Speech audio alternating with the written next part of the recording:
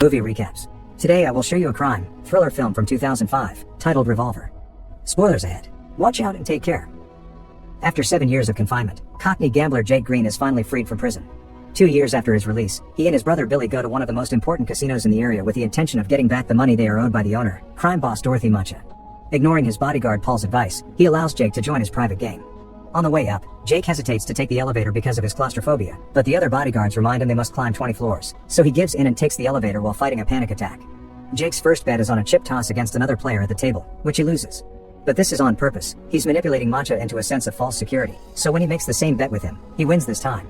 Billy and Jake hurry to leave the casino with their bags full of cash, and on their way out, they're stopped by Zach, who tells them they're in danger and he can help them before giving Jake his card. This time, Jake decides to take the stairs, but before he can even go down one step, he passes out and falls down as the card is revealed to say take the elevator. While Jake is rushed to the hospital, Macha expresses his worries to Paul.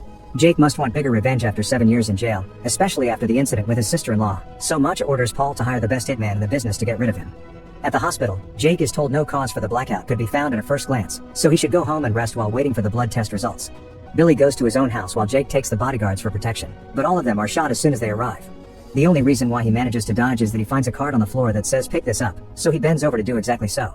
He tries to escape in his car, but the driver is shot too. Luckily for him, Zach arrives just in time to save him and take him away. The hitman, Sorter, can't understand how he missed, since he never misses, and theorizes someone must have tipped Jake off. What he tells Macha when he scolds him, however, is that he missed because he had a bad feeling. Meanwhile, Zach takes Jake to meet his partner, Avi, who has somehow put his hands on Jake's medical file. The test results are in. Jake has a rare blood disease that will cause his death within 3 days. The men offered Jake their protection in exchange for 2 conditions, which are not negotiable. He must give them all their money, and do anything they ask for, including answering any questions. They give him 3 hours to decide, but Jasky leaves without saying a word because he's convinced they're trying to trick him. The results he gets at the hospital are the same ones, but Jaskier once again thinks the lab must have been paid by Zach and Avi, so he gets a second opinion from his private doctor, who also gives him the same prognosis. After threatening him with his gun to make sure he isn't also being paid, Jake admits he has no choice and, after taking money from the bank, goes back to accept the men's deal. As they go out for a ride, Avi explains they're loan sharks, and it'll be Jake's money that they'll be loaning. After visiting their first client to drop the money, Avi demands Jake to tell him all about his history with Macha. Macha used to have 3 very stupid men working for him called the Three Eddies. They lost their card man before a big game and knew Jake was a good player, so they called him to replace him. Jake wanted to refuse, but they threatened Billy's family, so he had to accept to protect them. During the game, however, the other men on the table began insulting Jake and his mother. Jake wouldn't accept that, so he started a gunfight. The power went off, the money disappeared, and the next thing he knew, someone dropped his name and Jake was being questioned by the police. To keep him from talking, they threatened his niece and accidentally killed his sister-in-law when she tried to protect her daughter. Jake didn't tell the cops that Macha organized the games and was sent to jail for 7 years. During that time, the Eddies upset Macha in some way, which resulted in him using them as concrete.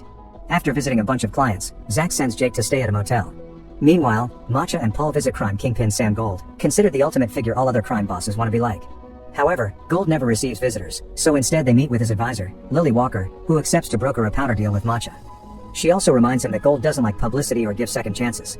Sometime later, Jake gives Zach and Avi more money before he's asked about his time in jail while playing chess with Avi.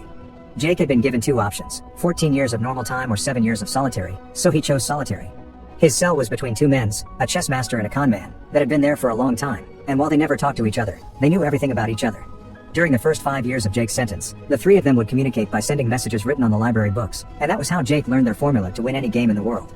The 2 men were planning a prison break and promised to take Jake with them, but when they finally left, they disappeared without a word and left Jake behind. When he was released 2 years later, he found out those 2 men had taken all his money and only left behind a note that said you can only get smarter by playing a smarter opponent, so Jaker started using the formula to make himself rich at various casinos. As the days pass, Jake continues working by visiting various clients and giving away his own money. He's also supposed to threaten them if they don't pay, but he can't bring himself to hurt innocent, desperate people. Meanwhile, Avi and Zach are chaining the side of a wall to a truck, so when they pull, they break said wall and steal the safe on the other side.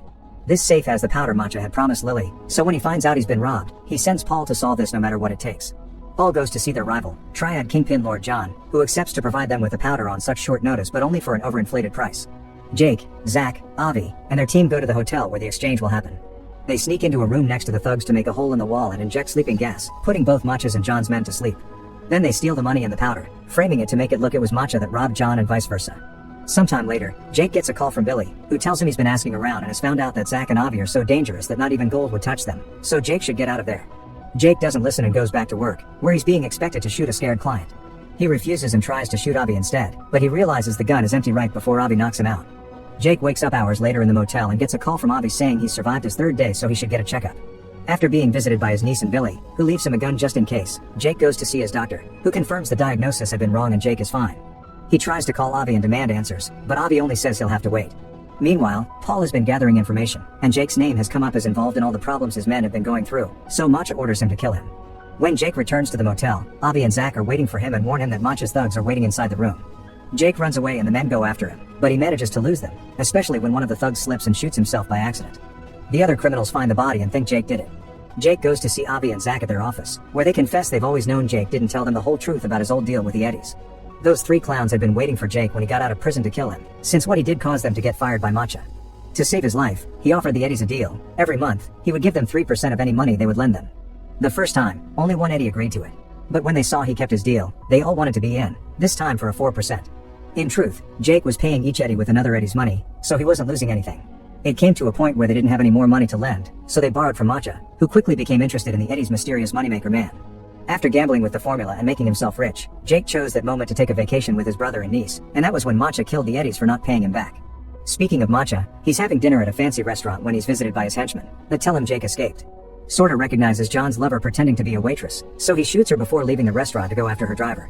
However, his shooting is still off and he only got to hurt her, not kill her, so before dying, the woman manages to shoot Matcha's finger off in the middle of the commotion. Then, Sorter is sent to Lord John's hideout to kill him and his men. Back to Jake, he's still chatting to Zach and Avi while they play golf on a roof. They explain to him that nobody ever gets to see gold because he doesn't actually exist. He's just a representation of ego and the personification of greed. He only has power over those who invest in him. So what Jake needs to do is change the rules of what he allows to control him. Afterward, Jake takes the rest of his money from the bank and donates it all before sneaking into Matcha's bedroom. While fighting with the voices in his head that represent his ego, Jake apologizes to Matcha for tricking him out of his money, accepts him as the superior crime lord, and tells him he's made a donation in his name before leaving. In order to confront his fears, Jake takes the elevator, which gets stuck on the 13th floor. While fighting off a panic attack, he has a conversation in his mind in which he rejects his ego, finally stepping out of the game as a free man. Once the elevator being's working again, Jake reaches the ground floor and finds Matcha waiting for him with a gun, driven crazy by his own ego. However, Jake is at peace with himself and simply walks past him, which drives Matcha mad because he can't understand how someone won't fear him. He begins crying as he understands how thoroughly humiliated he's been. The next morning, Paul brings Matcha all the local newspapers for him to see his name plastered all over them. Jake hadn't been lying when he said he made a donation in Matcha's name, and now everyone thinks the casino owner cares about the community. Matcha is happy to take the credit, but his happiness is short-lived. Paul also informs him that Jake has the powder and he's been playing them all along. Paul, Sorter, and the rest of Matcha's henchmen go visit Billy, who manages to hide his daughter in the cupboard when he realizes one of his bodyguards has betrayed him. Once he's found, the men begin hurting him while interrogating him, not believing when he says he doesn't know where Jake and the powder are. Paul's methods are quickly escalating and Sorter starts feeling uncomfortable, especially when they make the girl come out of the cupboard after they hear her sob. Refusing to hurt a child, Sorter rejects his ego and begins killing his fellow henchmen methodically and effectively, but he makes a mistake at the end and gets killed too. Meanwhile, Matcha is visited by Lily. She brings him a wreath sent by Gold, who isn't happy with seeing Matcha's name all over the newspaper since he doesn't like publicity. Lily also informs him that Matcha's time is over and he won't have a second chance, which sends him into another panicking frenzy. Avi and Zach take Jake and the powder to Matcha's casino, where Avi finally beats Jake at a game of chess while confessing the last few details of the story. He and Zach had been the men in the cells next to Jake's, and they always wanted to take him away with them, but he hadn't been ready to accept the truth, implying they had been nothing but merely figments of Jake's imagination. Unfortunately, he doesn't have time to come to terms with this because at that moment, the casino's bodyguards come to take him to see Matcha, who has the girl with him. After dropping the bags of powder on the floor, Jake tells his niece everything will be fine, which drives Matcha mad because Jake is still showing no fear even when he's pointing his gun at the child. Humiliation causes the ego voices in Matcha's mind to reach the conclusion that Jake can't hurt a dead man, so he puts the gun against his